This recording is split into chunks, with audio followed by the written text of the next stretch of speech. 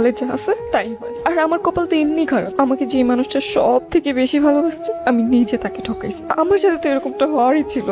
দোস্ত এবার তো তোমার পালা, ট্রুথ না ডেয়ার? আমি ডেয়ার নিব। তুমি ডেয়ার নিবা? তাহলে তো একটু ভেবে ডেয়ার দিতে হবে। তোরা কি প্ল্যান করে আমাকে দেয়া দিচ্ছিস? ওকে, নো প্রবলেম। কলেজের গেট দিয়ে ফার্স্ট যে ছেলেটা আসবে তাকে তুই এই ফুল দিয়ে প্রপোজ করবি। এটা কোনো ডেয়ার হলো? ওকে। যদি আবার কোনো স্যার চলে আসে তাহলে? আরে না, স্যার বাদে, পরে যদি আমাদের কলেজ থেকে বের করে দেয়। স্যার হলেও প্রবলেম নাই।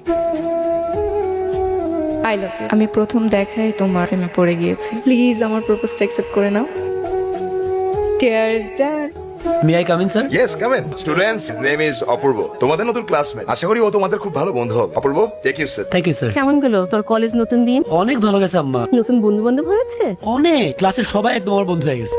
ক্লাসেও আমার দিকে তাকায় থাকে, এখানে এসে আমাকে লুক দিচ্ছে। সেটা চলাফেরা একদমই ভালো না। কিরে সত্যি নাকি? আরে হ্যাঁ, ওর এত বড় সাহস, ও আমার ফ্রেন্ডের দিকে তাকায়। কিরে ভাই, হ্যাঁ আমার বন্ধুর দিকে লুক দিচ্ছি? কিরে কি সমস্যা? নিজের কি হিরো ভাবতাছস নাকি? আবার তাকায় আসোস? আমি তো ওনাদের সাথে কোনো কথাও বলি নাই, তাই না? কিন্তু ড্যাপ ড্যাপ করে তো ঠিকই তাকায় আসোস। আমার বন্ধু তো তোর জন্য আনকমফোর্ট ফিল করতেছে। পড়াশোনা করতে আসছে, সুইটাই কর, মেয়েদের দিকে তাকাইস না। যা অন্য সিটে গিয়ে বস, যা। আচ্ছা আমি সরি। আজ তোমাদের রেজাল্ট দিব। তোমাদের তিনজনের নাম আমি বলবো, প্রথম, দ্বিতীয় এবং তৃতীয়। তৃতীয় হয়েছে শিউলি, দ্বিতীয় হয়েছে প্রিয়ঙ্কি। ও তো অনেক ভালো এক্সাম দিছে। তোমাদের মধ্যে এবার প্রথম হয়েছে তোমাদের নতুন বন্ধু Apurba. Just proud of you. Thank you sir হয়তো বা কোথাও ভুল হয়েছে, তুই এটলিস্ট কান্না করিস না। আমি আমার লাইফে কোনোদিন সেকেন্ড হই নাই, এটা কোনোভাবেই সম্ভব না। তুমি প্লিজ কান্না করো না। তুমি এখানে কেন আসছো? তোমার জন্যই তো সবকিছু হয়েছে। আমি আমার লাইফে কোনোদিন সেকেন্ড হই নাই। তুমি প্লিজ আমার সামনে থেকে চলে যাও। পরের বার আর এরকম হবে না। তুমি কি আমার সাথে ভাব নিচ্ছ? চুপ করে আছো কেন? উত্তর দাও। ভাব কোথায় নিলাম? এই যে ক্যাম্পাসে আমাকে অ্যাভয়েড করছো, ক্লাসেও আমাকে নোটিস করছো, তোমার কি সমস্যা? কেন? আমি যদি তোমাকে অ্যাভয়েড করি, ক্লাসে নোটিস না করি, তাহলে সমস্যা কোথায়? আমার মনে হচ্ছে তুমি আমার সাথে ভাব নিচ্ছ। সত্যি কথা হচ্ছে, ওই দিন যখন তোমাকে কান্না করতে দেখলাম, তারপর থেকে আর তোমার সামনে যাওয়ার সাহস করতে পারিনি। আচ্ছা তুমি কি গাইড পড়ো? আমি তো কোনো গাইড বই পড়ি না, ক্লাসের যে বইগুলো ওইগুলোই পড়ি। মানে কি তুমি কোনো গাইড না পড়ে এত ভালো রেজাল্ট করেছো?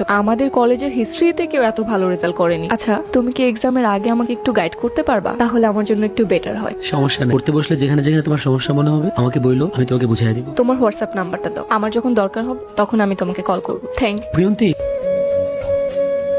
তোর পড়াশোনা কেমন চলতেছে? পড়াশোনা অনেক অনেক ভালো চলতেছে। আমি চাই তুই পড়াশোনা করে অনেক বড় হ। তোর বাপ মারা যাওয়ার পরে আমাকে পরিবারের সংসারটা চলে। তুই একটা সেলাই মেশিন। মা, তুমি হইতাছো আমার শক্তি। আমার কাছে বাবা মা সবকিছু তুমি। তোমার মুখের দিকে তাকায় আমি যে কোনো কিছু করতে পারি। আজ তোমাদের দ্বিতীয় সাময়িক পরীক্ষার রেজাল্ট দিব। এবার দ্বিতীয় হয়েছে শিউলি, এবার প্রথম হয়েছে তোমাদের বন্ধু প্রিয়ন্তি। Thank you. এবার তুমি হেল্প না করলে এত ভালো রেজাল্ট করা সম্ভব হতো না। আচ্ছা আমার জন্য কি তোমার কোনো প্রবলেম হয়েছে? মানে এবার এত খারাপ রেজাল্ট করলে যে? এই তুমি কি ইচ্ছা করে কম নাম্বার পাইছো?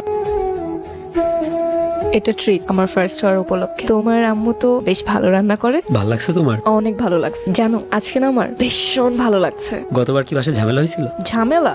আমি বাসায় গেছি আর বাবা চিৎকার করুন বলছে তুই আমার মেয়ে না। প্রিয়ন্তীর মা ওকে বাসা থেকে বের করে দাও। আমার মেয়ে কখনো সেকেন্ড হতে পারে না, পুরো বাংলা সিনেমার ডায়লগ। আচ্ছা তোমার বাবা কিছু বলবে না? আমার তো আসলে বাবা বেঁচে নেই, মা আছে, কিন্তু মার সারাদিন সময় চলে যায় আমাদের সংসারটা কিভাবে চলবে এগুলো নিয়ে চিন্তা ভাবনা করতে করতে। আমার কোনো বিষয় নিয়ে তেমন একটা চিন্তা করার সময় পান না। I am sorry. It's okay. তাহলে তো তোমার পরিবার চালাতে অনেক কষ্ট হয়। ঠিক কষ্ট না, আমার যখন 2 বছর বয়স তখন বাবা মারা গিয়েছিল। বাবা মারা যাওয়ার পরে আমাদের ফ্যামিলি থেকে আম্মুকে অনেক চাপাচাপি করেছিল একটা বিয়ে করার জন্য, কিন্তু আমাকে রেখে আম্মা একটা বিয়ে করতে রাজি হয়নি। ওনার একটা সেলাই মেশিন আছে, দিন রাত ওই সেলাই মেশিনে করে আমাদের পাড়া প্রতিবেশী সবার জন্য কাপড় বানিয়ে বিক্রি করে ওই টাকা দিয়ে আমাদের সংসারটা চালায়। আম্মা ইজ হ্যাপি, এগুলো নিয়ে ওনার মনের মধ্যে কোনো কষ্ট নাই। মা জিনিসটাই অন্যরকম তাই না? একদম। তোমার ফ্যামিলি থেকে কে আছে বলো? আমার ফ্যামিলি আমি, আম্মু, ভাইয়া, ভাবি। তার মানে তোমার ফ্যামিলির সবচেয়ে ছোট মানুষ না তুমি? সব থেকে ছোট মানুষটা আমি, এই জন্য আমি এত এত আদরও পাই, এত এত বকাও খাই। আচ্ছা তোমার ফ্রেন্ড গুলা কোথায়? তোমাকে নিয়ে টেনশন করবে না? ফয়সাল, শিউলি ওরা হ্যাঁ। টেনশন তো করবেই, কিন্তু আমি ওদেরকে বলে এসেছি আমি একটু ব্যস্ত আছি,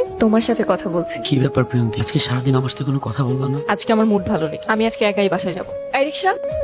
প্রিয়ন্তি, আমি কিছু বুঝতে পারতেছি না, তুমি এমন করতেছো কেন? তুমি কি কোনো কিছু নিয়ে রাগ করছো আমার উপরে? অপূর্ব, অ্যাকচুয়ালি আমি এখন একটু নর্মাল লাইফ লিড করতে চাই, আমি আমার মতো থাকতে চাই। আমার মনে হয় তুমি বুঝতে পেরেছো। আজকাল তোকে অপূর্বর সাথে দেখা যায় না কেন রে? ওর যতটুকু দরকার ততটুকুর কাজ সে। মানে? কম্পিটিটর তো একটাই ছিল, মনে হয় না ওই কম্পিটিটর আর কম্পিট করার অবস্থায় আছে। সেজন্যই বলি তোর মতো একটা স্মার্ট মেয়ে এরকম একটা খ্যাত ছেলের সাথে কেন ঘুরছে? তোর এখন এটা বোঝার মাথা হয় নাই। প্রিয়ন্তি, তুমি বায়োলজির যে নোটটা চাইছিলে না আমার কাছে, ওটা বানানো হয়ে গেছে। এখানে রেখে যাও। আচ্ছা তুমি সময় করে দেখে নিও। কি রে, কি আমাদের সব কথা শুনে ফেললো না? শুনলে শুনো, আমার তাতে কিচ্ছু যায় আসে না, আমার কাছে না আসলে আরো বাঁচে। আমি তোমাকে তুমি এখানেও সিন ক্রিয়েট করতে চলে আসছো। তোমাকে না আমি ওই দিন বললাম আমার পিছু পিছু আসবা না? তোমার সমস্যা কোথায়? তুমি নিজেকে কি ভাবো? যখনই সুযোগ পাও আমাকে এম্বারেস করতে চলে আসো। প্রিয়ন্তি, একটা সত্যি কথা বলবো, হ্যাঁ স্বার্থের জন্যই মিশতে। কাইন্ড তুমি আমার পিছে পিছে আর আসবা না। তোর এত বড় সাহস আমার ক্যাম্পাসে আইসা আমার বন্ধুর গায়ে হাত দেস?